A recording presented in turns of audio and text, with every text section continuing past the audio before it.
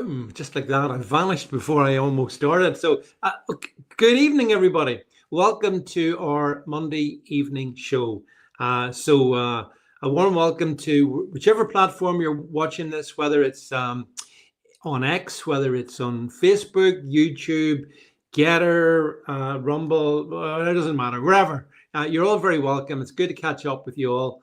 And a big thank you to all my Iranian friends who have been very much active with me over the past 10 days or so as we support hopefully the dethroning and defenestration of the mad mullahs in Tehran. But that's for another evening. We're not getting into that one. So so thanks for joining me, folks. And lots of things happening in the world. And one thing about politics is there's never a shortage of topics. You know, I mean, we've got the whole Greenland stuff going on at the moment. Or is it Trumpland? I'm not sure, but we're going to talk about Greenland is one that fascinates me. And then we had Keir Starmer's broadcast to the nation. Did anyone endure that this morning? I mean, I watched it I actually did watch it. 15 minutes of my life I'm never getting back, as he sat there and spoke absolute trash about, this is international law, so bloody boring. But no one would watch Keir Starmer, no sane person, which begs questions of my sanity. Anyway, folks, lots of stuff going on. Don't forget, check out my Substack, check out my over in my X and obviously the podcast channel as well. Lots of info there, folks, for you to get. But I wanted to get to our special guest, who I'm really delighted to have with us this evening. It's the first time he and I have had a chance to catch up with each other, even though, you know, the really weird thing is sometimes in this game, this business, sort of ships pass in the night and you know people, but you don't actually properly get to talk to them. And so that's why I'm really pleased that he's agreed to come on the show this evening so we can have a proper conversation, which is exactly what we are going to do. So without any further ado, let me introduce you all to Guramit Singh. Hi. Hi, David. Thank you very much for having me. It's a pleasure to be on your show for the first time. Yeah, it's an absolute pleasure to have you. Thanks for being with us this evening. And as I said, like, there's loads of stuff happening in the world, Guramit. You know, it's. I don't think I've ever known a year that started like this one. Do you know? I've never seen so many protests happening at the same sort of period, especially for such awful reasons, such as supporting Palestine or left-wing organizations, all happening, you know, at the same time, every single week, week in, week out. You know what I mean? I mean, I've been in this game for about 20 years now, and to see this level of protesting on the streets of this country consecutively, week in, week out, is quite shocking. Well, do you know one of the strange things, Guramit? You see the Free Gaza people, you know, the Free Gaza. Yeah. Where are they when it comes to free Iranians? Where are they with regard to that? I mean, from what I got told from the statistics, David, correct me if I'm wrong, but around about the same sort of people that died in Iran in the last week or two, the same amount of people had died in Gaza in the last few years. But yet everybody wants to scream about Gaza and nobody wants to scream about Iran. The reason everybody only wants to scream about Iran, the only reason everybody wants to scream about Gaza is because it is a left-wing protest and left-wingers support Islam as terrorism. So that's why. So if it was Muslims being murdered in Iran because they're not Muslims, you know, they were forced into Islam, they're originally Zoroastrians. If it was the Muslims being murdered in Iran, then I'm sure they'd be up in arms, but it's not. So it's not the right religion. It's not fashionable. That's not their MO. It's not what they're paid to do, David. So, yeah, so they're not going to protest that one. They won't protest freedom. They will protest murder. Isn't it remarkable? And you're so right in what you say. It's because, as you observe, this protest in Iran would take down an Islamic regime. Yeah. And that's the last thing they want to do. They want to prop up. 100%. I mean, we saw it recently with Mandami, the new elect mayor of New York, and we had people that were obviously not Muslim, you know, just New Yorkers, you know, crying out and praising for wanting Sharia law in place. That's how That's Yeah, how no, backwards and sick they are. You know what I mean? I mean, if they were really to understand firsthand what Sharia law is, which those guys in Britain do, because we see it on many of our cities across our country, but they'd be shocked to the core. I mean, I remember reading a story not too long ago where there was a head of a Palestinian charity, a female woman who went out to Gaza to help the poor Gazans, etc. She was raped, she was murdered, she was chopped into pieces, and then the IDF had to go over to Palestine to recover her body parts to take back to Israel, to then fly back to England so she could have a ceremony, a funeral. And then the same charity that sent her out there are still praising and in support of Gaza. You I can't know. make it up. I think the term is suicidal empathy, but it's a really good Yeah, point.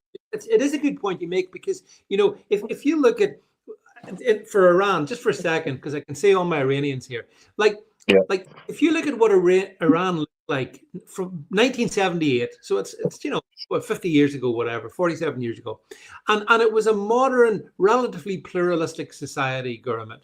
And then yeah. 1979 happens, and bang, the women are in veils. They're suddenly transported back to the Middle Ages, and that's and these are not Muslim people in Iran. They're No, just no.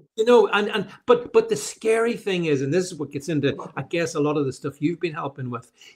What Mm. happened in Iran in 1979, I think, could happen and is slowly happening in the UK, I because mean, what's happened to Iran in 1979, we've seen happen for 1600 years throughout this planet. I mean, I'm a true. Sikh man. I'm a Sikh man. It's the Sikh people Yep. that brought down the Mughal Muslim Empire. We seen Yep.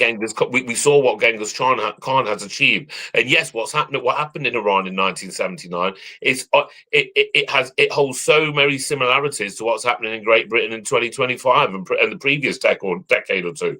But Mm. also what's happening in Iran in 2026, a revolution. Maybe this could be, the start of the whole board for actually falling down on all this Islamist heads throughout the world. But it's one of them. We've got to wait and see. There's a revolution going on, and I hope it spirals out to be in the right way instead of the wrong way. Although it's interesting, because the revolution in Iran that we're seeing at the moment, it's being brought essentially, well, I mean, they've cut the internet, but a lot of just ordinary Iranians who've got their mobile phones, they were out showing us what was happening, because the likes of the BBC and others weren't interested at all. For the first week Yeah. this year, they weren't Mm. remotely interested. No. And then when they did get involved, they did it grudgingly, and now they've lost all interest again. So It's the same as what yeah, it's the same as what we said before, David, because the BBC are a left-wing organisation, very far left. They don't have our interests in heart. They will support and they will publicise, like, people that are in support of Gaza and Palestine and Islamism and stuff like that. But this doesn't fit their narrative either. This isn't no. what they want to do. They're very one-sided journalism. They are fake news, and they're not going to report on a freedom revolution that's having an Islamic State, because it goes completely against their narrative that Islam is a religion of peace. Exactly, you're exactly right. Well, I'll tell you, Gurman, let's just, because I want to introduce you to all my viewers and whatnot. And as you say, Yeah. you're a bit of a veteran in many ways of Yeah. the whole sort of political sphere. But like Yeah. myself, I can see the hair kind of vanishes a bit as a consequence. Well, that's what happened to me. I had a full out of hair when we started the English Defence League 20 years ago. Tell me about it. If you look back at me in 2009, I had hair. But just kind of, if you can just recap for the benefit of viewers, your kind of journey, because as you say, you've been very active and done a lot of stuff.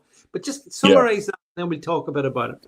Let me give you a little bit of summary. I mean, basically, in 2008, well, 2007, Tommy Robinson, alongside with Kevin Carroll and some other patriots from Luton, created an organisation called UPL, the United People of Luton. When it started to get a little bit of popularity and go nationwide, they created the English Defence League. That's when I got involved. Yeah. From there, I became one of the leaders, and I was organising demonstrations, and I was a spokesperson on behalf of the English Defence League. So when you saw them big marches of tens and tens of thousands of people on the streets of Great Britain, it was me that organising it. So alongside Tommy Robinson and Kevin Carroll and a couple of other individuals, we launched a national movement that hit a spark that lit a fire that actually blew up worldwide. We had American Defence League, Canadian Defence League. At one point, there was an Indian Defence League as well. It went worldwide. Now, from there, I mean, that carried on for a few years. In 2011, we kind of disbanded the English Defence League. So anything that was post 2011 was not actually English Defence League. It was more a number of individuals that we had actually personally removed that were trying to hijack a defunct organisation. So fast forward a few years, basically, I started, well, let's be honest about it. I served a little bit of a prison sentence. The police call it one thing. I call it repatriating what belonged to me. But what happened is what happened. It's all out there for people to see. I'm not ashamed of it. What's done is done. The past is the past. On leaving prison in 2017, so I went to prison 2013 to 2017. I spent 5 years in jail. On leaving prison, this will tell you everything about my prison sentence. When I left the prison sentence, the prison service and probation told me I'm not allowed to associate with Tommy Robinson. I'm not allowed to organise any demonstrations. I'm not allowed to do no speeches. I'm not allowed to congregate with any known English Defence League leaders. Oh, by the way, that geezer that you said that owed you money and you keep away from him and his family as well. At the same time, I was arrested and thrown in prison. So was Tommy Robinson and so was Kevin Carroll. He was arrested for a misdemeanor event that happened years beforehand as well. So it's quite convenient how all three of us were thrown into jail around about the same sort of time. Now, well, I knew me and Tommy were. I think Kevin was just having some legal issues. So on 2017, when I left prison, I still had to do my license period, which was another 5 years, but I had that reduced due to COVID, and I wasn't allowed to associate with Tommy Robinson at all in any single manner. When I was allowed to associate with Tommy Robinson, he was doing the Rape of Britain documentaries, which is based around the Pakistani Telford grooming scandal, who we know a very prominent MP of Birmingham was associated with, and also Ahmed Mahmood, a politician from Birmingham, a previous criminal lawyer. He was involved with them as well, and all the evidence is out there on the Rape of Britain documentaries. So when he was organising the demonstrations in Telford, it was the first time I saw him for so long. It was like, it was brilliant. We had a good drink for a couple of days. It was my birthday as well at the same time. So it was perfect timing, January 27th, a few years ago. So but the demonstrations were quite small because he was silenced himself. While I was in prison and I was on license, I saw the amount of momentum that Tommy had actually created. He had snowballed into an absolute behemoth. But when he was silenced by the social medias, I saw it decline as well. And I saw that at the demonstrations in Telford. The numbers were fractional compared to what he was doing in London with the freedom movement, etc. So obviously, I've been stood with him side by side. I don't have anything to do with these demonstrations as I did do in the English Defence League. I'm only there for the sole purpose if he needs me for anything or there's an emergency, he can just give me a little wink and I'll get the job done like we used to do back in the day. In recent years, obviously, we've seen these demonstrations. Tommy Robinson be replatformed by Elon Musk, get on X, and that's given him a moment to be able to get his story out there, to get his message out there, and to get event details out there as well. And, we did Parliament Square with a few 100,000, Trafalgar Square with 500,000, and in September last year, you saw us take millions and millions of people to the streets of the city of London. And now we've got the next demonstration that we're looking to be double the size of that in May the 16th in central London this year. But what happened is when I've got a bit of notoriety around me because of my involvement in English Defence League back in the day. What basically happened is when I started showing my face again, a family had also come to me from Nottingham. And this is what actually re-involved me into the activism, because when I was attending these demonstrations, David, in central London alongside Tommy Robinson, I was there on a social basis. I was there as a patriot. I believe in the movement. I was there to help out Tommy with any emergencies. But I was quite happy. I was quite happy toddling along with my little life. I've got a nice substantial amount of properties that I earn a little bit of rent money off to take care of me and the family. I'm living in my own little bubble. Then once every few months, I'm popping out with Tommy Robinson. Then I'm coming home, and that's the end of it. That's the end of it. It's not 24 hours a day like it used to be in the EDL days. But what happened is the local girl who was a victim of sexual assault, she was groomed, she was pillaged with drugs and alcohol at the tender age of 16. Her and her family approached me because the assailant that committed these heinous crimes against her, a 54-year-old man called Harry Shunker from a shop in Beeston, Nottingham, where I'm actually from, he had been let off with a suspended sentence. And the family did actually think that he was committing these same sort of heinous crimes in another area of Nottingham. So I actually got involved with Tommy. I spoke to Tommy Robinson. I spoke to Urban Scoop, which is controlled by Tommy Robinson, another individual who was leading the English Defence League with us. I mean, even with these new demonstrations of 3.5 million that were in London the other week, there's only 3-4 people from the old school English Defence League days that are there. Me, Tommy, Nem, and Andy Saxon. There's nobody else. So So we're the real veterans. We're the ones that've been here Yeah. like 20 years. Yeah. So I approached them, and and because they were kind-hearted enough to give me access to their resources. So I got an investigation team in place, and we didn't catch him committing these same heinous crimes, but we did catch him is breaching his bail conditions on numerous times over and over again.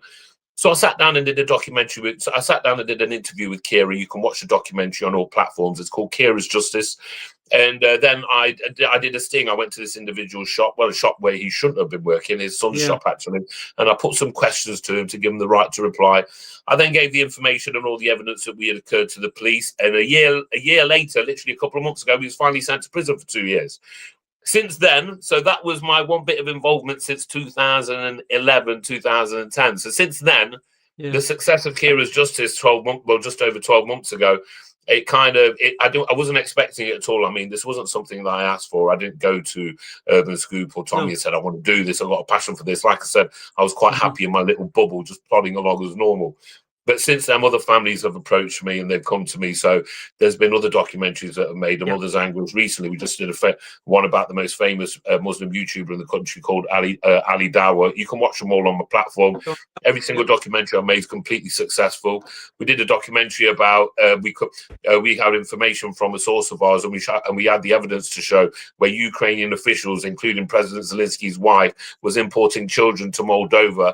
They were then given false identifications to be brought into England to be sold in the sex trade by members of the MI6. So that documentary is called Child Traders. So since Kira's Justice, it's all kind of spiraled out of control with me now, but it's a responsibility that I'm taking on. I'm seeing it out to the death. At first, when you deal with these sort of stories and emotions and people, it gets to you a lot. It broke me a little bit, but I've hardened right up to it. I've got a feeling that this is actually the path that God wants me to be on, not that of a flamboyant landlord in the northeast. So I'm going to go with it, and my head's down, and we've got many other stings coming up. I've got a couple that I'm going to arrange in the next couple of weeks. So yeah, let's see where the future takes us. But there's one thing I will promise: I will make sure that, as I have done previously, every single documentaries that I do, it will be 100% successful, and we'll be sending some of these bastards to prison and all the rest of it.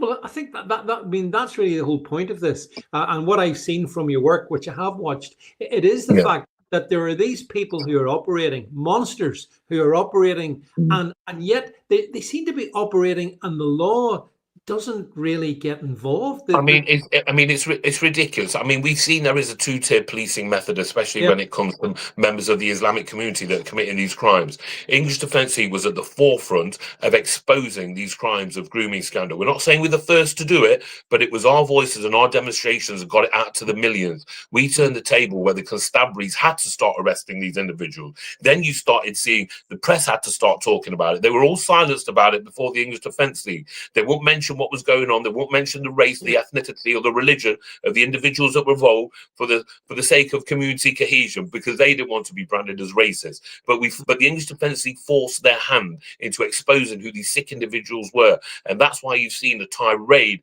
article after article, investigation after investigation of Pakistani grooming men raping millions and millions of children in this country, and it's still going on. Tommy Robinson is in the process of releasing Rape of Britain Part 6. The investigators are in, the research has been done. They'll be going out recording soon, and I think they'll be playing that documentary at the next demonstration. So that's definitely one to watch out for.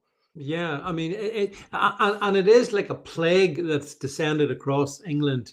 Well, actually, probably the whole UK, to be honest, but particularly in certain English towns and cities. It's someone like, I mean, I live in Northern Ireland, so it's a wee bit different for us over here. But when I see, and I've watched all the stuff that you guys have uncovered, it's like, my God, how did this ever happen? And here's the thing. I mean, the EDL, I mean, I understand what you're saying about the EDL in terms of how there was a change in 2011, it was. But I mean, the media and the politicians absolutely demonized it. Do you think that was justified, or do you think that was them just trying to shut it up? What do you think, Guramit?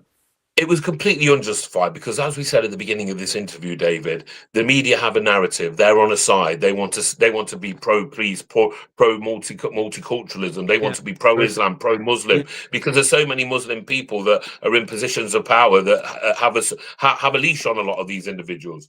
We were called racist. We were called this, that, and the other. I was in English defence team from the inception to the end. You know what I mean? I never saw no. There was one bit of racism I saw, and Tommy Robinson headbutted him in the face. A man that was trying to insult me, and that was due to an inner circle argument as well. There was no racism. I mean, a lot of the time they wouldn't even show my interviews because it broke down their narrative of racism. You had Sikh divisions, you had Jewish divisions, you even had an LGBTQ division. You know what I mean? The English Defence League did not tolerate any kind of racism in any single manner.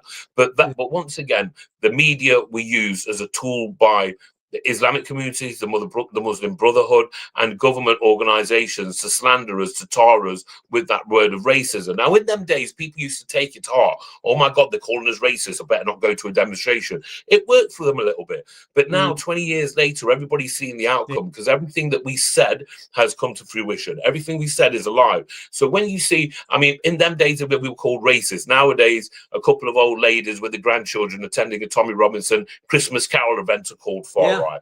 Now people aren't paying attention to them slurs. They don't believe the media because the English Defence League from its birth has always exposed the media for what they are. And everything that we said has come true, and it's still continuing to come true. So in them days, they tried to tar us. We kept our heads down and we kept going. It was water off a duck's back. And now the media and the government have been exposed from their lies since then. And now they're trying other tactics, far right, this, that, and the other, Zionism and all the rest of it. And, and that's not working for them as well. That's why we control the media now, not MSN, not mainstream media. On our last demonstration, we were live streaming to millions and millions and millions of people. My recent documentary got hundreds and hundreds of thousands of views. Nothing on the mainstream media gets them sort of news views like what we do. So, we're in control of the narrative now, regardless of their slurs and their slangs. I totally agree. And that's, to be fair, I think Elon Musk has really helped in that regard. I was taken off X back in 2020. He brought me back. He brought my mate Katie Hopkins back. He brought Tom back. And therefore, you're right, Guramit, we are the media. And 100%. The stuff we do gets so much more views than the definitely. I mean, Elon taking over X, the biggest social media platform on the planet, has 100% helped. Without that, that was the rebirth of our freedom of speech in the West. Great. Without that, we 100% would have crumbled. The truth, the honesty would not have got to people. Like I said before, when Tommy was platformed, his demonstrations were pitiful compared to what they are now. You know what I mean? So X has got a big role to play in this. So we have to thank Elon and his team for that. Yeah, no, I absolutely agree. But the other point you make is a good one as well. I mean, I've been at several of the Tommy rallies in London, and the one I think was one I enjoyed the best was the one in Trafalgar Square, the big one in Trafalgar Square, because it was a lovely day. If you remember, it was a really good day. And the crowd was it was a properly diverse crowd. It was families. Yeah, they always were. Even in the English Defence League, you wouldn't believe how diverse it was. I mean, even when we went to, we were just talking about people lying out their back teeth. We saw it with Sadiq Khan at the Christmas Carol event. He called it blatant racism at Whitehall. It was a load of parishioners and Christians singing Christmas carols. There was children singing hymns. To call it a right-wing extremist racist rant, and so millions and millions of people have watched precisely what happened, and then they're hearing these politicians come out with these slurs, so they're making the judgments for themselves now. Their slurs don't win no more. We win. No, I think the whole racism thing, they did it to death, and we, people have just, no one cares. Call us racist. We don't care anymore. I know precisely. It's out the window now. If what we believe in is being racist or far right, call me. I don't really care. It's just words. Exactly. Yeah. And I think the fact that it's just words, and we've now got the media, and 100%. Like Tommy over on X has got like over 1 million people. 1.8 million now. Yeah. 100%. Yeah. Huge. And Elon Musk, more to the point, has he did a piped in video, didn't he, at one of the Tommy rallies as well? Yeah, he did do it the last Tommy rivalry, and even Tommy's Silence documentary, which exposed the lies of celebrities, constabularies, and schools regarding the boy at Huddersfield Secondary School. That's the Silence documentary went to like 200 million before we removed the video. The only reason we removed the video was so Tommy could come home 2 months earlier from his sentence last year. But it went to 200 million. Incredible. Yeah. So for me, this is what's so interesting: the fact that the terms of the engagement have changed, and they favor then voices like Tommy and like you as well, where you can get stuff out which historically you couldn't have done. And I think the government, the British establishment, hates that. They really hate it. That's why they keep going after you guys. You know what I mean? Yeah, definitely. You know what I mean? They want Tommy Robinson broken. They want him in prison. You know, and but I don't think they haven't succeeded so far. And I think if anything, in my experience, my view is he gets stronger the more they. 100%. We couldn't even predict the amount of millions that were going to come in last September. We were predicting 1 million people. You know, we had a helicopter that went up and counted. You know, we're looking at numbers between 2.5 to 3 million people. The budget on the last demonstration that the Urban Scooper crowdfunded, we're looking double that for the next demonstration. Everybody's donations are going to go towards creating an event that's even bigger than what they saw last September. We're making history. These are the biggest demonstrations we've seen in the whole planet, let alone England. So we're making history right here, and it shows you that we're winning the narrative. It shows you we've got the support of the people. You know, it's evidence that what we're doing is completely right. So where do you think this leads? What do you want to see happen as a consequence of all this activism? Okay, so Tommy's made an alliance with Ben Habib Advance UK. You know, they have got a 4-year plan in place. Now, I'm not too sure how much I can actually talk about that. But but let's just say in hindsight, the Labour Party won the last election with what, 4 million votes? We had 3 million people in London. We have millions and millions of people watching online. So it shows you where we're heading. You know, if anything, we're building a cultural movement. We're exposing the truth. We're rallying the middle ground. Then people that were too scared and that were too intimidated to air their opinions and voice their concerns. You know, we're giving them a platform. We're giving them a safe space where they can come with like-minded individuals to rub shoulders, to basically to be appreciated, and to make them feel that all these unforgotten Britons that have been left aside for all these decades, we're giving them an opportunity to let them know, you know what, we're with you, we're together, and together we can turn this around for the better for us and our families. And what do you think of Nigel Farage's desire to distance himself from Tommy and from yourself? And I think it's probably the most stupid political move he's ever made. I mean, I spoke to Nigel a couple of times years ago. I voted Brexit. I always did have a bit of support for him, but here's the thing with me. I mean, he seems very establishment to us. You know what I mean? He does seem like that. He's always seemed quite a lot like that. And we're not trying to change it. We're not trying to change things. We're trying to rip things down and turn it around and start from the beginning again. I think for too long, too much power has been given into people's hands that don't represent the concerns of the British people, who act like they represent the concerns of the British people, but seem that they don't. I think we need a new generation of leaders in place that are going to represent the British people, and instead of trying to be their slave masters, will be their slaves. Nigel, you know, here's my thing. I wasn't involved with the whole argument between Nigel and Tommy, but my feelings will always be, if you have a problem with my brother, then you've got a problem with me. So the fact that he said something negative about Tommy, I haven't got any time for him at all. I think he made a terrible move. I think reform is crumbling from within. I mean, I've got some great local reform councillors that I talk to and I get on with, you know, in the Nottingham area. I'm not saying they're all bad, but I do believe that reform is just going to be another sort of version of the Conservative Party and not get anything done. I mean, that's just my personal opinion. You know, I do have faith in leaders like Ben Habib at Advance and Nick Tenconi at UKIP, but we're also 3.5, nearly 4 years away from the next general election. So there's plenty of time. So in my personal opinion, for myself, my time's going to be used in helping victims of paedophilia and rape and arresting and locking up as many of these sick assailants as possible. So I'm trying to concentrate on that and bother less about politics. Because I tell you one thing, David, with me, the politics, they seem to drag me down so much on a daily basis, especially see Keir's comments and his actions coming out out on a daily basis. So on some hand, myself, I try to ignore it a little bit. I'm there and I keep my ear open for it. I read the Telegraph every day, but I do try to ignore it a little bit and try to concentrate on my business, my family, and the Pred Hunter movement.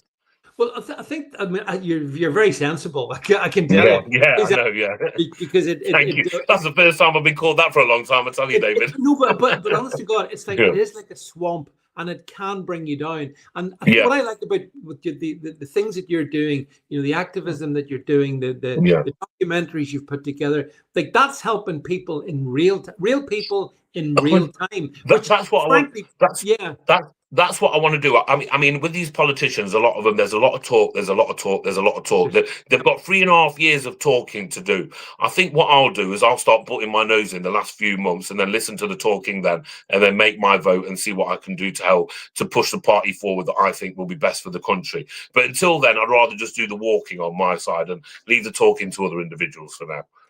And have you been shocked by the stuff that you found? When you've dug into some of the horrible things that are going on in our towns and cities.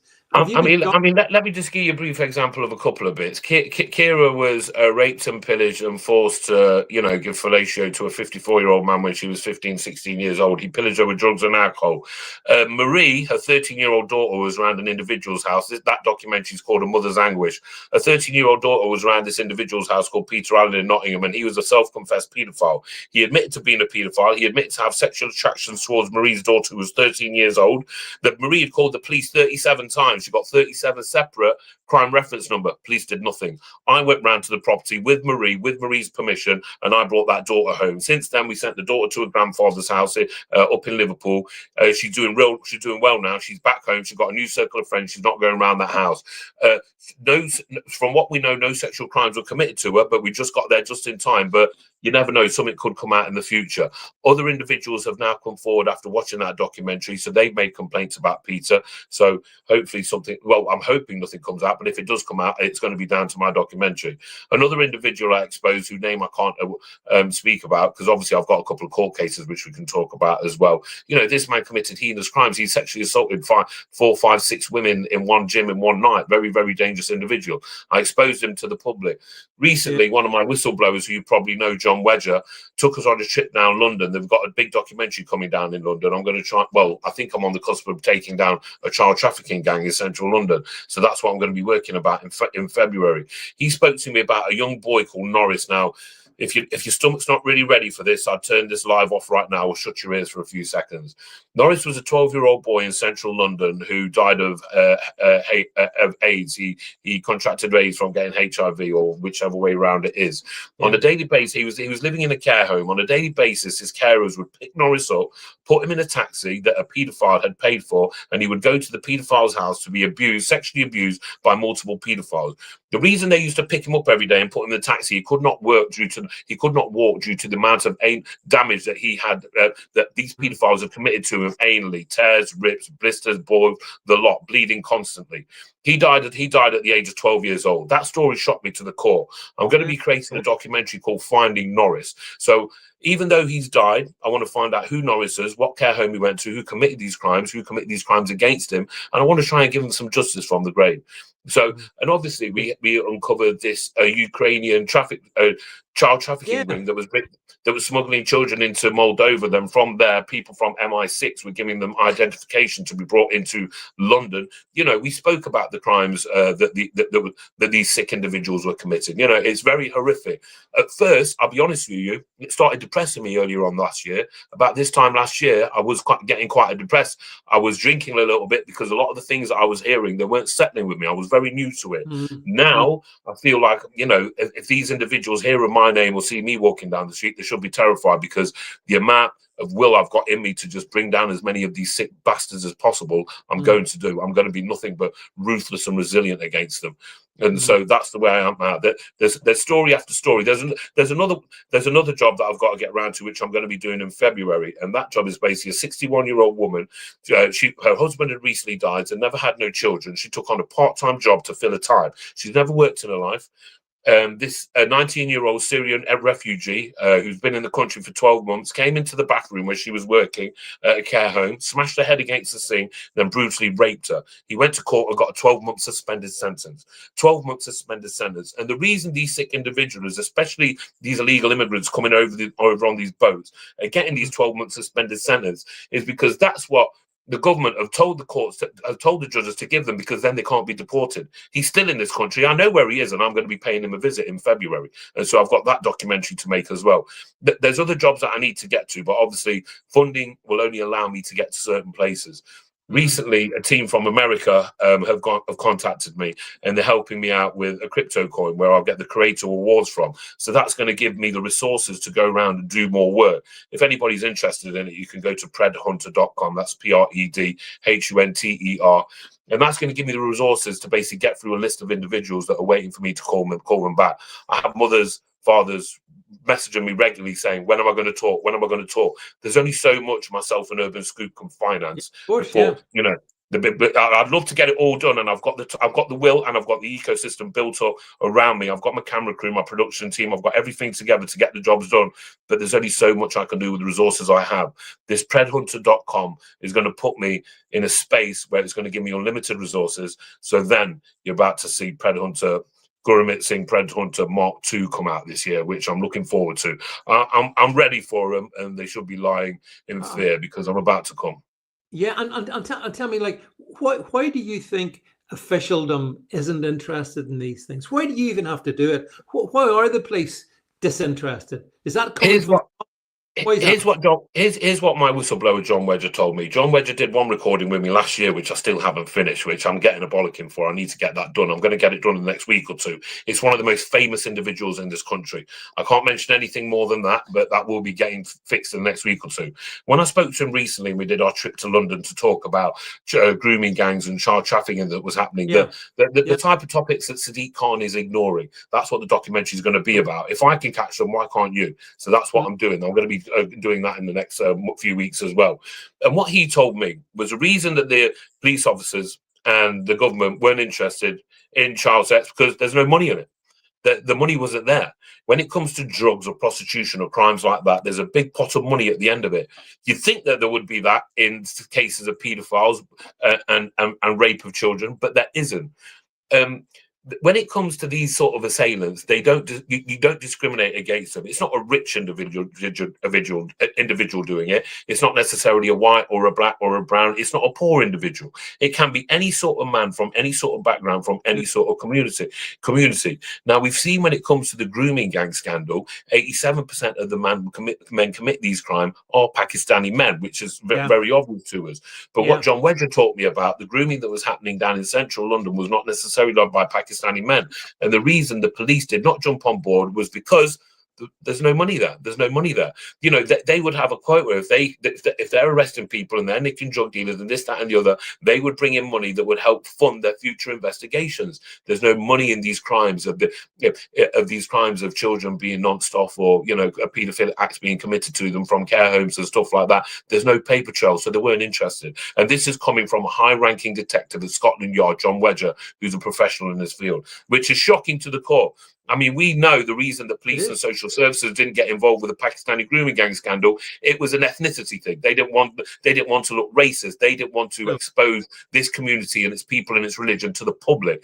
You know, we know that up there, what happened in the north of England. Down south, what's happening is a whole different game. But the main reason why they're not chasing them down, because they don't feel there's any money in it. So that's why they're not. The resources that they do have will go to other areas, such as drug dealing, guns, etc., but not necessarily child sex. Yeah, it's shocking that when you shocking. But I also suspect, Guramit, this has been going on for a long time. Forever, since times began. Yeah, and you mentioned there, for example, one of the things you've been involved in with the MI6 connection as well. I think they've been involved in this for a very 100%. 100%. our documentary Child Traders you can watch. Our source had given us the information and the names, and he gave the evidence of someone from MI6 alongside his wife that were involved in giving these children identifications in Moldova to bring them over here to then sell on to the sex trade. You think the very people that are protected us, they're the ones actually attacking us. And if you think about it deeply, you can kind of get it, because they've been doing that for quite a while now. You've seen that with the recent Labour government. They're hardly protected us, they're more against us. The only war that they support is one actually against us. The lawyers of the Home Office recently went to the High Court, and the lawyers had proved that the rights of illegal immigrants are far more important than the rights of British people. So we know where we stand. So after everything that's been playing out in this government, it's kind of all making sense to me. So I totally agree with you. I mean, even at the moment where we see the Labour government talking about, we'll send troops to defend Ukraine borders, or we'll send troops to defend Greenland borders. What about troops to defend British borders? Defend our borders, defend our people. Yeah, but they won't. But this is the whole thing, and this is why I think it is important that there is a movement to expose this and to stand up against it, because the British people, the ordinary British people, are being betrayed by a disgusting political elite, and also, don't you think there's a lot of people in the commentary space, the political commentary space, and I don't trust them. I mean, look at all these lovey-dovey celebrities. I mean, even Keir Starmer recently was trying to come up with a rule where if you were to shame a politician and a celebrity, you'd get £100 fine. Who the hell do these people think they are? They work for us. We're the guys that pay their wages. We make them rich. They're only in that position because of us. And they forget that. They think they rule over us. They think they're the slave master. They are the slaves. Yeah. And that's what I think politics needs to have a change, and make sure, and it needs to have a complete refurbishment, and there needs to be a complete change. And we have in political parliamentary parties that will be our slaves, and they remember who they goddamn work for. That's what we need. And then we'll see change, and then we'll see rights restored back to British people, and then we'll see women and children protected, and then we'll see borders restored. That's what's going to happen. And then we'll see, hopefully, an alliance with the British people coming back together like they used to be in the 80s and 90s and early 2000s, because I can see bigger divides now than there's ever been. Tell me this: do you think in the communities that you talk to and the people you talk to, is there still that British kind of bulldog, indefatigable? Is that still there? Because it is. It's still there, because here's another thing as well. I believe that a lot of the mainstream media, they keep pumping out a defeatist sort of attitude from our side of the politics. You know what I mean? Which doesn't exist. It's still there. And if you need any evidence of that, you just got to look at the last demonstration in September in London. It's 100% still there. The lion's woken. That's a fact. In September last year, Tommy Robinson and their team at Urban Scoop, that they awoke the lion. I think in May this year, it's time for that lion to roar, and that's what I think you're going to be. So make your plans, book your hotels, book your trains, get your cars, get your taxis, get your families, bring your wives, bring your children, bring your grandparents. We have disabled areas for disabled people, so there's no excuses for anyone, and make your way to London on May the 16th. All details will be released very soon.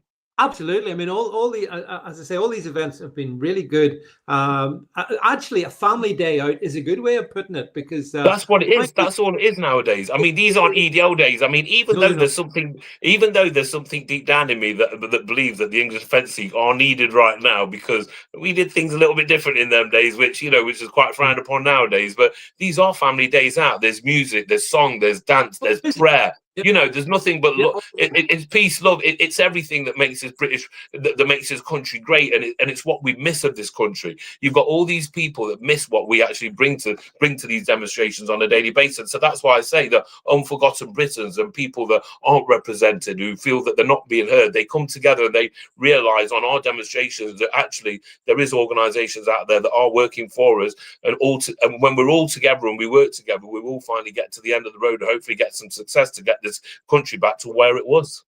Well, it's the spirit of the people. What I found at every time I've met, it's the spirit that's so great, isn't it? And it's inspiring, because then you realize you're not alone. You're not the only one who thinks it. You realize, my God, there's so many. In fact, actually, I think we're the majority, but we've 100%. We are. Yeah.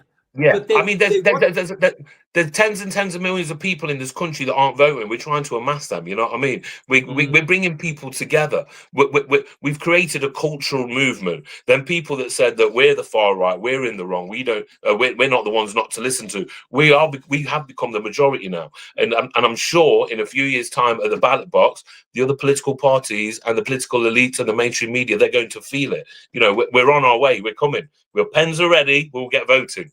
Well, the fact of the matter is that you can tell in the political sort of field, you can tell that the center of gravity is moving, like it's definitely shifted, and all of a sudden things like remigration, which used to be seen as quite an extreme position, No, it's it's needed. Yeah, yeah, 100%. 100%. If you're not an asset to this country, if you're not going to work for it, if you don't wave the flag proud and you don't bow down to it, you need to be remigrated. The reason my people, I mean, I'm a British-born Sikh. My people have been in this country. My family have been in this country for, I don't know, 75, 80, 85 years. You know, we've innovated, we've worked hard. My mum's retiring in a couple of months' time. She's been working in factories for 47 years. I'm 43 years old. You know, I'm a businessman. We contribute, we add, we give. We're not Muslims where 77% of Muslim men don't work, 89% of Muslim women don't work. We don't do that. We contribute to society. We add, you know, we innovate, we help. We're part of it, even since the days of the wars. You know what I mean? There's a long history, Anglo-Sikh history that goes back since the days of the Raj, which I'm proud of. This country means everything to me, and that's why my people came here. And we were under protection under these people. For the Sikh people in this world, we don't have our own land. We don't have our own country. Punjab is part of India. It's not independent to Sikhs. That, you know, we were able to come to Britain and flourish under white British Christian rule. When that gets eroded and that's being taken away, we have to worry. And so that's why I scream so hard and I'm willing to fight so hard for it. But actually, in that regard, I mean, I have many other Sikh friends as well, and very similar to yourself. And one of their big concerns has been the way in which British governments, successive British governments, have pandered to Muslims. And, 100%. They've tried to escape that to come here. Precisely. And then I'll tell you a story. I'll tell you a story. When my grandparents on my father's side first arrived in this country, my granddad did very well. You know what I mean? When they first arrived in this country, they moved to a house. My granddad managed to rent them a poor little house. He built a great business when he was alive, but unfortunately, when he passed, that kind of deteriorated. So I'm trying to rebuild it all back now, and we're getting there bit by bit. But when grandmother and granddad arrived, my grandmother turned around to my granddad and said, "Have you seen two doors down?" And there was a Muslim family. My grandma was like, "We just tried to get away from all these bloody idiots. What these lot doing, letting them all in here?" So from there, you kind of knew it was all going wrong. You know what I mean? And it's not like, look, this has got nothing to do with race. I'm not against every single individual Muslim. That would be a stupid thing for me to say. But I am against Islam because I'm against it because I watch your actions for 1600 years and I don't like it. It appalls me. It disgusts me. So I can only openly speak about it in an open, free country, and I should be allowed to. And I'll keep using my right for freedom of speech to do that. If they don't want people to speak about them in such an abhorrent way, well, they need to stop acting abhorrently. It's very simple. You know what I mean? Fit in or fuck off. Very simple. Fundamentally, well, absolutely right. I mean, that's how it should be. And it is well seen that a lot of Indian folks who have come to this country, massive contribution, massive amount. I'm very lucky to have been. I mean, I've very good friends in this Indian community. It's one of my big follower bases, and I appreciate what people like that can do. And as you said, it shows you the difference. People who come and want to do something, Guramit, as opposed to people who come, which we're seeing at the moment, and they just want to take. They want to take. I mean, I saw statistics recently where the average Muslim costs in his lifetime this state around about £500,000. You know, our people pay that in taxes regularly, every yearly. You know what I mean? Some of our people are massive contributors. I could never see a Sikh family being a burden on this state at all, because every single Sikh family, and I know, and I'm involved in the Sikh Punjabi community all around this country. You know, and all I see is people contributing, working, business, innovation. You know, and just building. And you know, it's this country that gave us the opportunity to do that. So damn right, you're going to give back. But yeah, it's just unbelievable. But but we have our morals intact, and that's the main thing. Yeah, absolutely. Well, look, Guramit, I'm conscious that you do have another. Thank you, mate. Yeah. 10 minutes, I go all over again. There's a comment that came up here. I see someone says Guramit is a legend. Doing so. Thank you. fantastic work. Keep it up, brother. There you go, Thank Guramit. you. Your supporter. Yeah, there it's up on screen. Yeah. So Dave, I can always tell when I meet someone if I'm going to get on with them, and I'm sure that me and you will have a long friendship. It's been really good to speak to you, and I'm more than happy to come on anytime you need. But let's exchange numbers, and hopefully we'll get you down there on May. Then if you need a press pass for you and your team for May as well, I can get that arranged for you as well if you'd like. Listen, it's an absolute pleasure. Can I urge everyone, make sure you follow Guramit. If you can contribute to anything, the very important that he's the very important work that he's doing. Echo. Do it. Right. Okay. Too much echo. Right, Guramit. Thanks again. I really appreciate your time, and speak with you soon. Okay. Thank you very much. God bless. All the best. Take care. Bye-bye. Bye. Right, folks, the last 10 minutes, it's just me. And so listen, I wanted to, just because I can see you there, see all my Iranian friends who are there, and you wanted me to talk a little bit about what is going on in Iran at the moment. Well, I mean, it fascinates me what's going on there. And it touches on what some of the stuff that Guramit was saying, that the Iranian society pre the mullahs was a very balanced society, very modern, very pluralistic, quite Western in some regards. And then that all came crashing down in 1979 when the mullahs got in charge. And hi, Rebel, thanks very much for your comments. And the bit that strikes me is that, you know, those people have been slaughtered in the tens of thousands, I believe, since from January the 7th, January the 8th. There's been a massacre of Iranians by these desperate mullahs who want to keep people subjugated. They want to keep Iran in about the 14th century, you know, and Iranians don't want that. So that's why I've been doing as much as I can. And just to say to any of you Iranian guys, if I see your stuff or if you send me stuff, I will push it out for you, because there's an internet, thanks Rebel, there's an internet blockade on Iranians at the moment, apart from the odd Starlink that gets through. Yes, Stephen, Guramit's a great guy. Really enjoyed chatting to him. You guys, are standing up for your own freedom and your own liberty, and you're being mown down for it. Some of the videos I've seen are really distressing. And what's even worse is the fact that the Western media won't show it. As I've said, the only people I probably hate more than the mullahs is the Western media, who know all the bad stuff that's going on and won't show it. And as Guramit said, why is that? Why won't they talk about what's going on? I'll tell you why. Because it would mean criticizing Islam. That's what it means. You know that. I know that. That's the truth of the matter. So they won't do it. And so there's silence, so we get endless stuff about Greenland, this, that, and the other. What about this major internal revolution, which is still happening?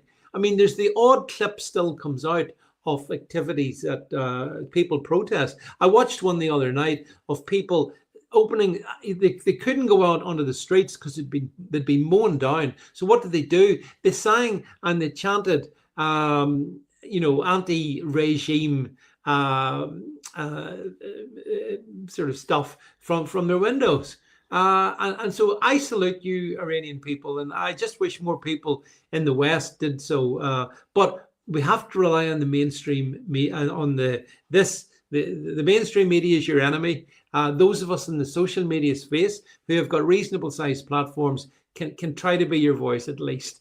And that's what I've been doing, my best to do. But I've been amazed at the courage of some of the people. And then the sad thing is all the people that have lost their lives. I see story after story after story about mostly young people. I'd say, I don't know if you would agree with me, but most of the people who have been murdered by the regime in Tehran have been people 30 and, people a lot younger than me.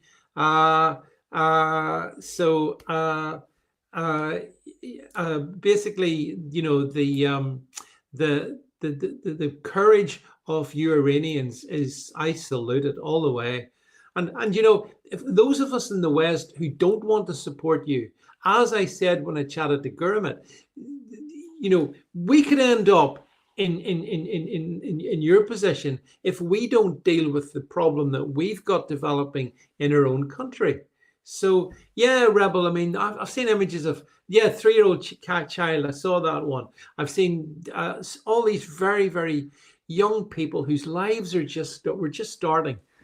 Some of them, some very attractive young women who just brutally shot to death, machine gun to death.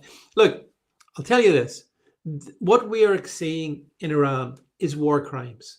That's what it is. Let's not sugarcoat it. This is war crimes. And what gets me is the head of the United Nations, Antonio Guterres, whatever he's called, coming on and moaning about Donald Trump said something hurty about Greenland.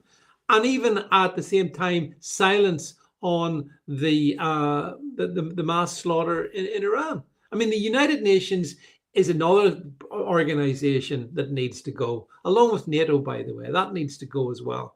And with a bit of luck, President Trump will reorganize the whole world.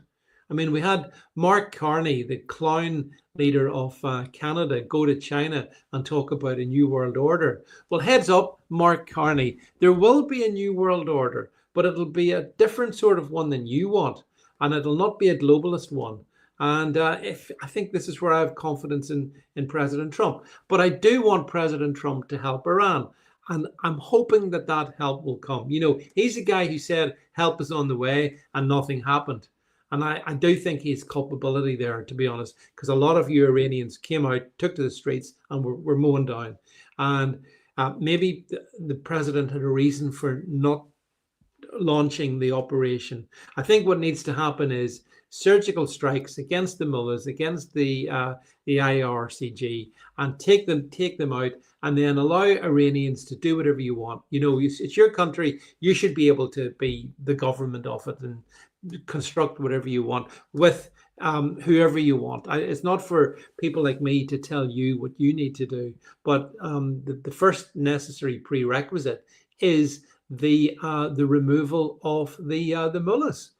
You see, people sort of, and this is where I think Trump does come into it, because people say, but just rise up and seize power. How do you do that when you're unarmed? Do you know what I mean? The Mullah regime is armed to the back teeth. And so people go into the street to protest them, they get just mown down. So the plan has to be, I think, a comprehensive, overwhelming US strike. Take the mullahs out. Reduce them to ashes, reduce the IRCG to the same. Because I mean, they're the modern day Gau leaders of this Islamic movement administration in Iran. So take them out, and I just leave it to you Iranians to decide what you do next. It's not for us in the West to tell you, but it's for us in the West to support you, I think. And that's really where I've been coming from in this one.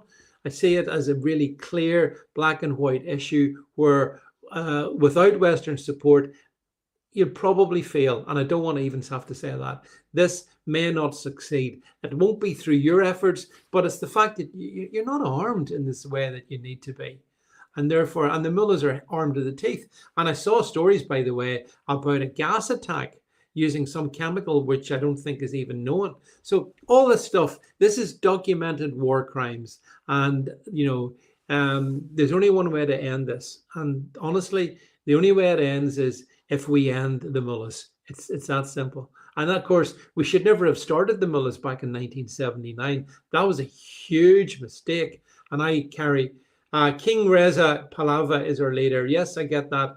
And, he says he will return to Pahlavi will return, and I hope he does. But he can't do that until the mullahs. The mullahs is arguably the worst regime on this planet.